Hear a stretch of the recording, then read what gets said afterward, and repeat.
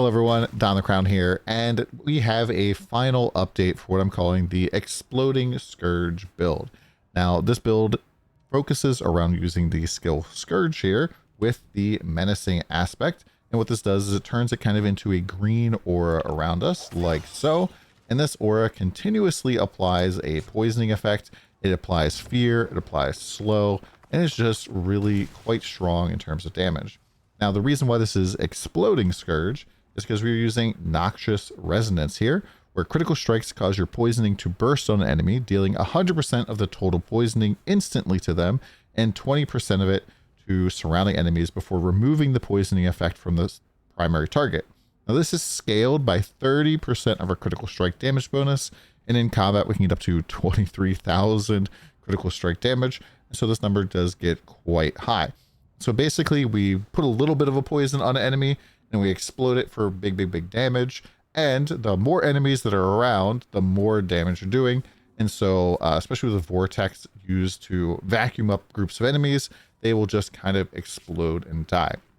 Now, we've gotten the build to the point here where if we're in Torment 4 doing Infernal Horde, we really don't need to vacuum enemies up to cause them to explode. That's pretty much just for Pit. And so I've gone and kind of optimized a little bit of a faster farming method, and it is super fun. Basically, anything that touches this circle here will just practically instantaneously die. This makes Infernal Horde farming and like low pit farming and, you know, going into Hell Tides and other stuff a lot of fun. So what we're doing is we're making a small change here to the Paragon. This is just for speed farming, but we're swapping out the Canny glyph for Exploit, and we're picking up a little bit of strength as opposed to like the intelligence nodes we had before. We can like flip these over here. And what Exploit does is it applies vulnerables to enemy for 3 seconds when they are damaged for the first time. So the second the Scourge touches an enemy, it'll apply vulnerable, which means now they qualify for Toxic Skin's explosion. So Toxic Skin, when it's active, it will deal every second critical poison damage to nearby vulnerable poisoned enemies. So every second it's just ticking every single nearby enemy that's both vulnerable and poisoned, which means that this basically gives you 2 to 3 ticks of that automatically, and most enemies don't get to live through one. So this is pretty darn strong. I haven't just tested this out in PvP just yet. This is like one of the major changes just for speed farming. I did change from the previous version of the build here, where we're using Alacrity to help us out with cooldowns. Instead of Creeping Death, I just think is better. We apply 2 crowd controls right off the bat with Scourge, and that gives us quite a bit of damage there. And then when you vortex enemies in as well, they're getting knocked down on the ground. So this becomes like a 60% damage aspect, and it's like up to 40% when the boss is staggered, which is pretty nice. Now, we are using Jacinth Shell here to kind of keep our cooldowns low. But Jacinth Shell is kind of like a double-edged sword in that it will lower our cooldowns, but it costs us quite a bit of life to lower those cooldowns. But we only get healing back when we expend our resource. And so we have to have either Stinger or something else consuming our resources at a pretty regular basis if we want to spam our cooldowns. And that's where Starving Ravagers aspect comes in. So Starving Ravagers is just really strong because what it does is makes it so Ravager no longer has duration, and instead it drains vigor every second until we run out of vigor.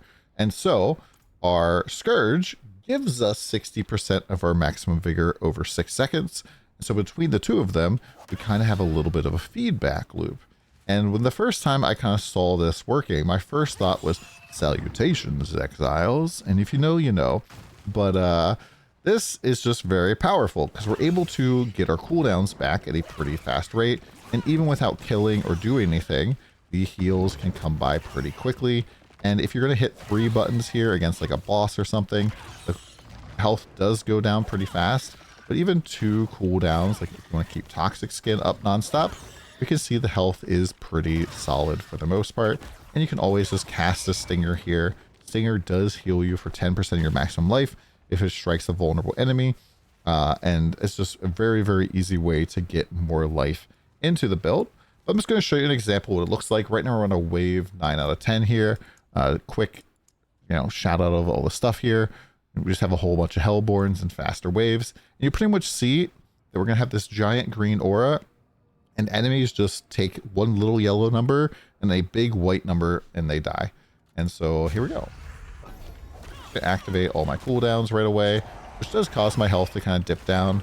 As you can see here, enemies pretty much almost instantaneously explode and die.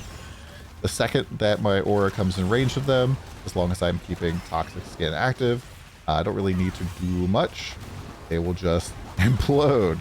And this is pretty simple to do. Right now, I'm not really doing anything in particular, not trying. I'm just spamming my number 1 and number 2 button.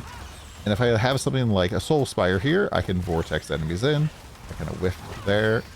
But also, with the Ravager, right now I've switched it over so that it has the dash component. So it actually gives me quite a bit of movement capabilities as well, which is pretty nice in Infernal Hordes. I don't really use this if I'm pushing Pit, because I want to stack as many hits from Ravager as possible.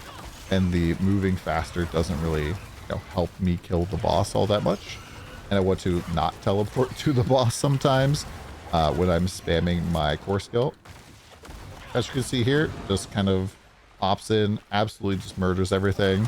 And any enemy that is vulnerable and kind of on the screen and poison just dies. And it's just very nice, very, very smooth build. We don't need any mythics.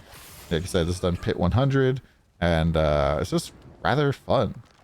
So let's go up here. We're going to go kill the boss, and I'll talk about why we aren't using any mythics.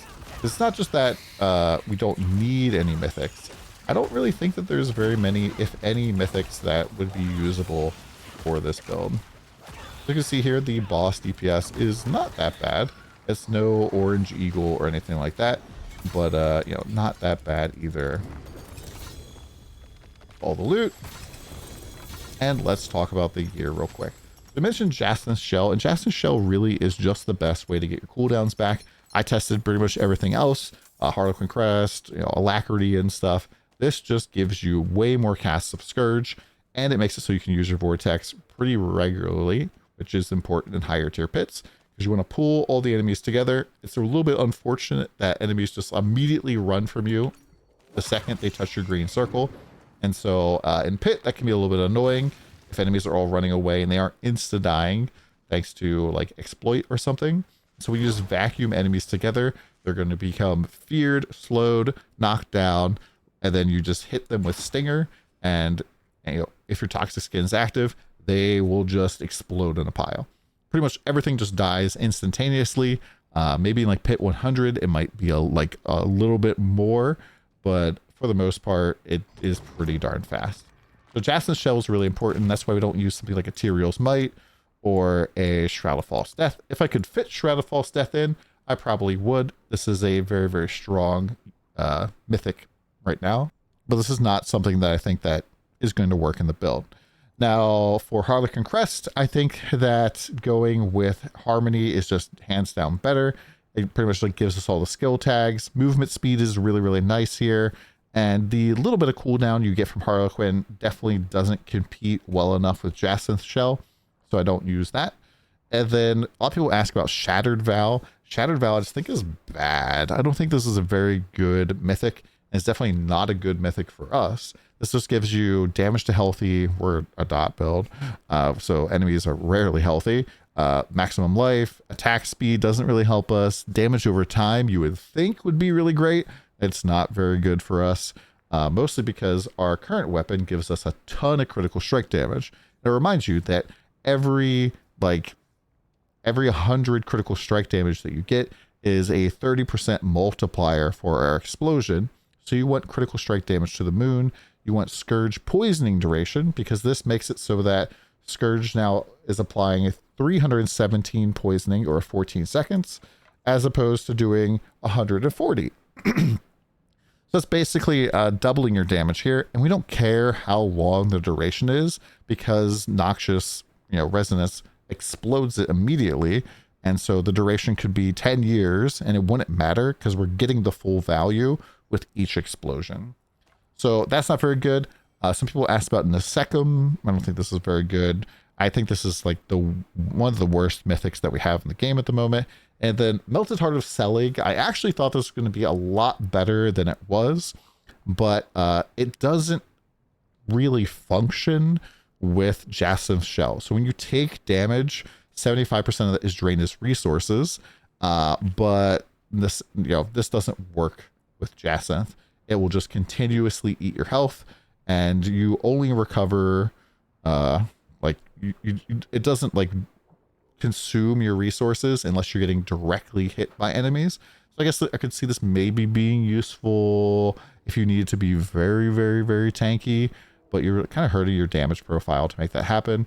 And like, it's not actually working with the Jacinth shell completely. Now, if this did work with Jacinth shell, this would practically just make you invincible, immortal. So maybe if they patch this in the future, keep an eye out for that. Now, other little tiny differences, maybe from the build guide before, I mentioned that we are swapping in Creeping Death for Alacrity. This is very good because Scourge itself applies a slow and a fear, so you're getting 2 stacks there. And then you're also knocking down enemies with Vortex. Very, very powerful. We're also, for the most part, trying to get to armor cap here. And armor cap for us is basically determined by Unyielding Aspect. So Unyielding Aspect can give us up to 1,500 weapon damage, which is tremendous. Like, absolutely just insane amount of weapon damage. As you can see here, my weapon damage is 434 through 650. So adding another 1,500 on top of that is insane. Now, if you have a perfect rolled aspect, first off, please go buy yourself a lottery ticket because these are incredibly rare right now. I think that you only need about 5,000 armor over, on your character sheet here to make that happen. With my current roll, I need somewhere in the territory of like 6,000 plus. So trying to get to that sweet spot as much as possible. Also, my resistances, for the most part, are capped. Fire res not being capped is a little bit scary, but surprisingly, I don't really die all that much with 13,000 life. We also have enough barrier generation that hitting a gorilla skill and having my druid earthen bulwark up pretty much gives me 100% coverage of my life. And so we're pretty darn tanky despite not being resist caps, surprisingly. The other thing, so we're doing movement here. So this is back, and so you move 30 meters, you get the druid's bulwark. So you kind of always want to be moving, especially like while you're killing a boss and stuff.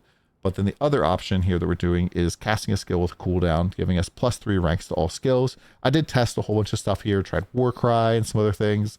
And I think the only other thing that you might want to do is like the Cry rune to get more vortexes or something. But for the most part, this is, I think, the best option.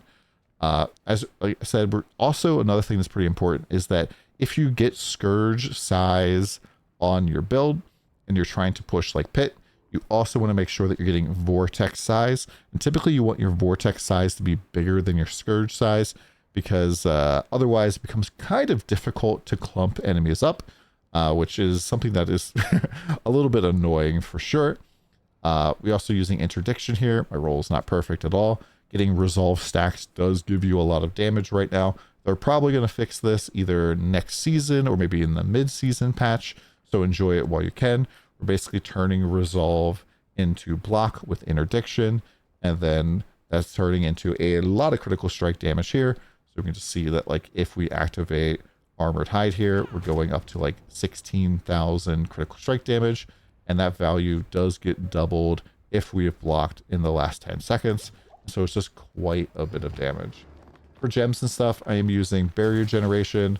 We're using dexterity and all stats. Pretty much we're just looking to try to like max out our Paragon stuff here. I'm actually missing 1 intelligence for this because we swapped this over here. So when you're pretty much looking at your stats, you want to make sure that you're trying to hit this node here for the extra armor, assuming you need the extra armor for Unyielding. That's kind of the last breakpoint here. If you don't care about that, you can just go and put all dexterity in your pants here. And then, like as before, with the armor and stuff, for mercenaries, Subo is kind of insane. So he has this skill, Molotov. And Molotov makes it so that the initial explosion causes enemies to take 30% increased damage over time from you for 3 seconds. And so every 11 seconds, he's going to throw that out. And then Snipe is a 20-second cooldown that knocks back enemies, which is a little bit annoying. However, if his snipe hits the target he originally aimed at, another Molotov is thrown. So this Molotov 30% damage is able to stay up quite a bit more. And then for the secondary reinforcement, I'm not really sure who's going to be the best pick here. There's not really anything that's super duper stand out. I've been kind of using Wave of Flame here, but you could potentially use something like Languish or other stuff here with Aldkid, or you can go and use Rahair for like the save your life dome type of thing. All of those for the most part are pretty much just going to be like pick whatever you like type of thing. I don't think there's anything that really stands out that is better than anything else. And I think for the most part, that pretty much covers the build. Check the description for like the full skill tree, the full Paragon stuff. I wrote up a whole bunch of my thoughts about like the different mythics and other things. If you have any questions, please feel free to drop it down in the chat. It's been a really, really fun build to play. I'm really hoping that they give this a little bit of love as they nerf down all of the bugs, all of the centipedes, I guess, in the current Spiritborn situation. But yeah, absolutely just blasting off, having a lot of fun, and hopefully you'll be able to have a lot more fun too.